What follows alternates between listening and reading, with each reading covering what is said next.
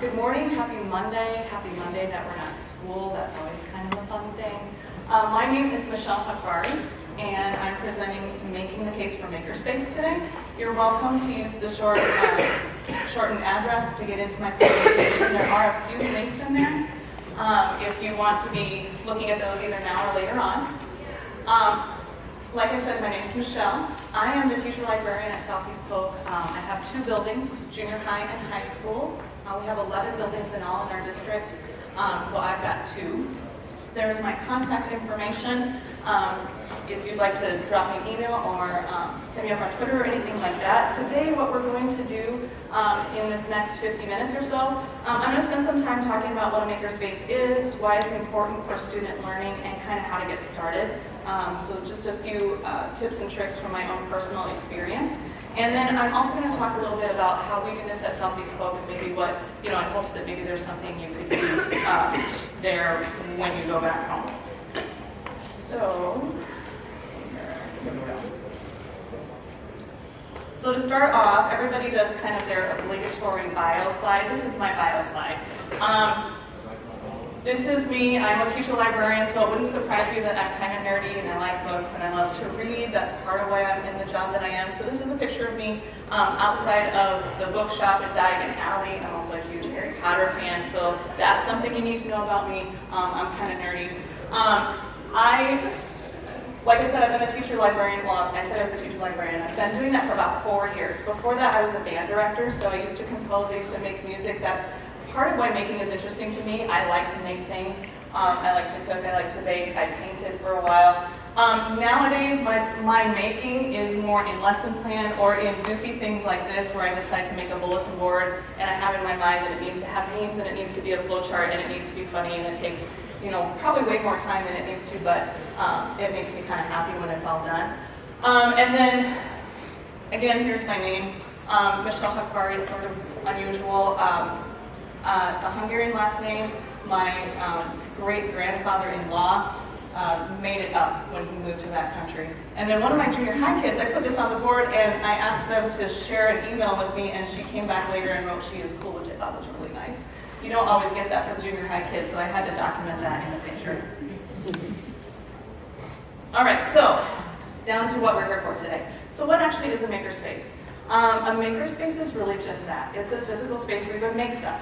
And what you go to make could vary really widely depending on what interests are, depending on what the space allows, depending on what is available.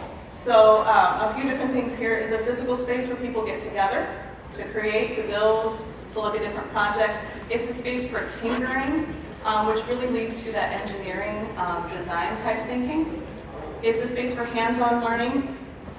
And makerspaces are really born out of movements like the computer hobbyists. So if you think back to like Steve Jobs, Steve Wozniak, where people are building computers in their garages and these great systems there, or even from hacker culture, some of that ties into makerspace as well. So in makerspaces, students are encouraged not just to follow instructions and create a project, but then look at other things. How do things work?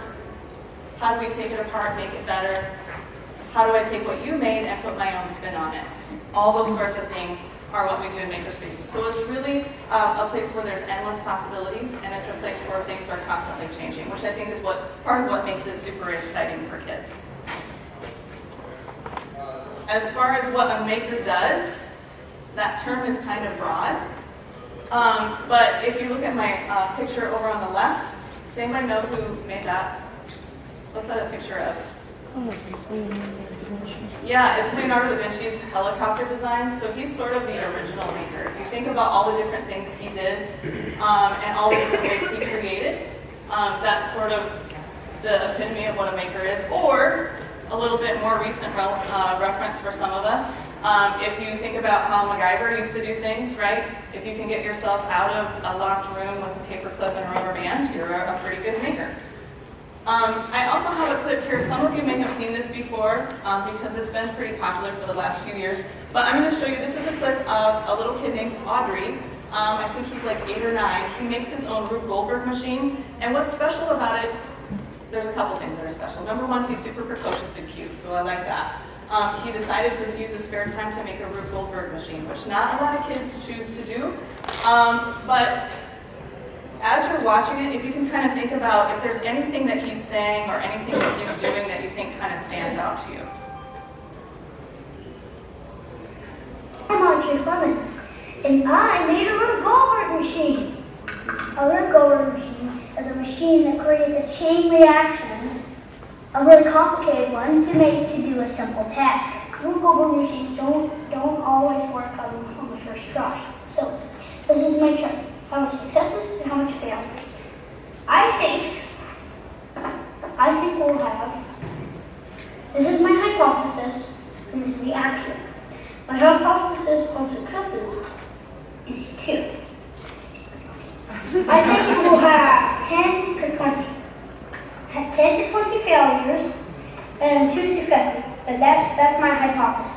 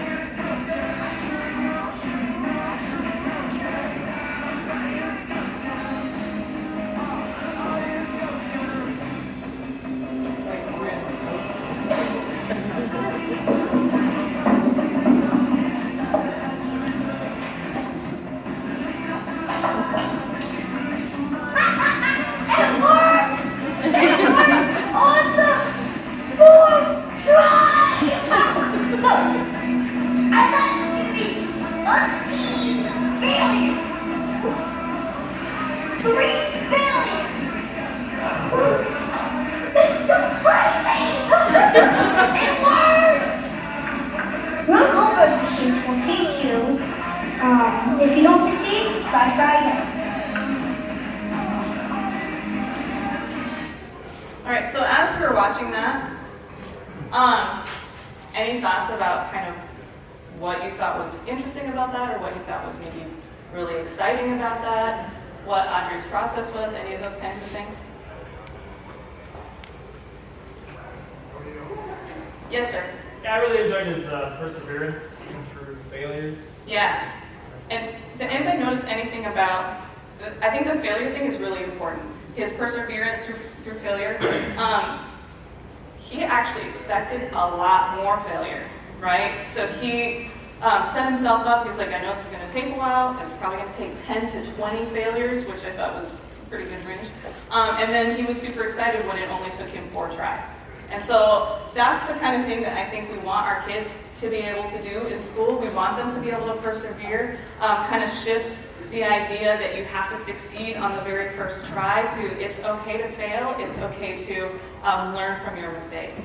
And that's what Makerspaces can do for us. Any other comments about that video? How many of you have an 8-year-old that knows about the hypothesis? Probably not so many. So, you know, obviously he's a pretty precocious kid, but he's doing something really fun there too. Okay, I gotta get back in.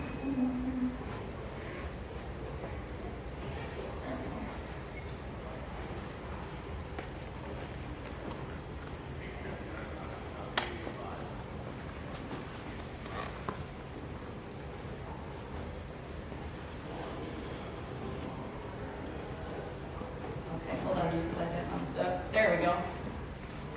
Okay, so why are makerspaces important? We know that they're a lot of fun for kids. We saw Andre making his Rube Goldberg machine, and that's sort of the epitome of what a maker does.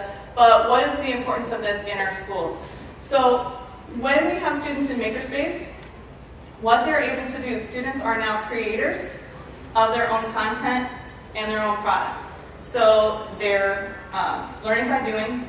They have increased engagement because it's their own idea, it's their own design. They're making something that they can be proud of, that they can share with other people.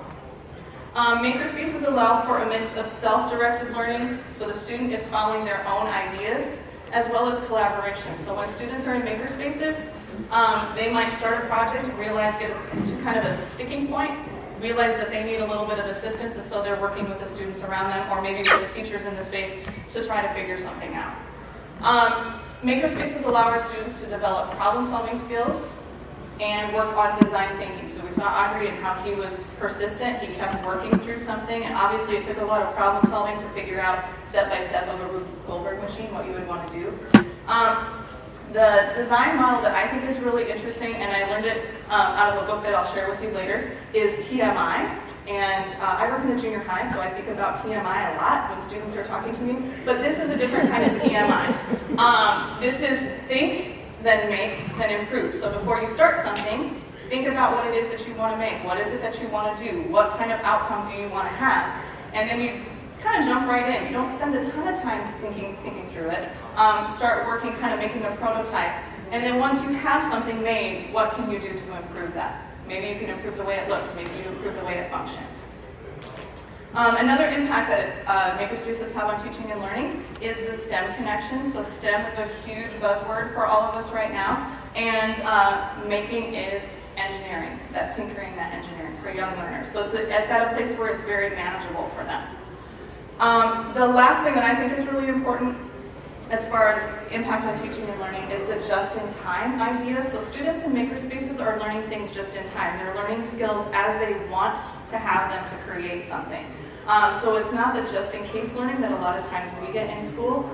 Just in case you ever need to know when the Civil War started, I'm going to test you on that date. That's not what a makerspace is. A makerspace sees a student, oh, here's a device I want to work with. I want to learn how to program a Sphero. How do I program something? They're going to learn it at that time. And this is sort of a good shift, and it's kind of a debate, right, on a lot of different things as far as maybe handwriting, maybe spelling education. Do we spend time in school teaching kids these things if they can Google it later? So making kind of goes along with that. The next couple slides are awesome pictures that I've taken of my kids over the last few years. This is our third year of having a makerspace in our junior high. And we have a lot of different projects that our students can do. But here are just a few that were really fun. So Naomi over here, she took an old book. We have a lot of discarded books that we get to use. And so instead of just pitching them, we recycle them into different projects. So she designed her own type of fold. So she's got kind of a diagonal fold going. And then instead of just having that looks kind of neat on its own, but she took some duct tape, covered the outside so it looked pretty. And then she decided she wanted to make a book for her friends and kind of give them a little bit of a boost. And so on every page there was a hey, did you know? And then she took a post-it note and wrote something kind of uplifting and kind of affirming on it, which I thought not only was that a cool project, but you know, kind of warm fuzzies all over it. That was really neat. Jasmine and I can't remember her name, but they were over here, Maribel. They made post-it note art. So there's a whole section of 8-bit art that you can find if you Google that, or you can take your own picture that you're interested in and color it into graph paper. And so that's what they did. They found this image of the Nyan cat, they put it into graph paper, and then they took that piece of graph paper and used a post-it note for every square on the graph and made that. So we have that hanging up in our library. In fact, we have many of those on our library walls. So not only were they transferring the design, which took some thinking, but then they were actually counting out how many squares did we need and kind of working it out on the wall, which was really great. And then Parker, this was taken when he's in 8th grade. He's a sophomore now, but this kid is a MacGyver for sure. He brought a coffee can, he found a needle, he made his own little construction cone out of construction paper, and so he made his own phonograph. And you can see his friends are kind of freaked out by the fact that he could do something like that. And he was constantly doing all kinds of crazy things. We had a kid take little bits, circuitry kits, and I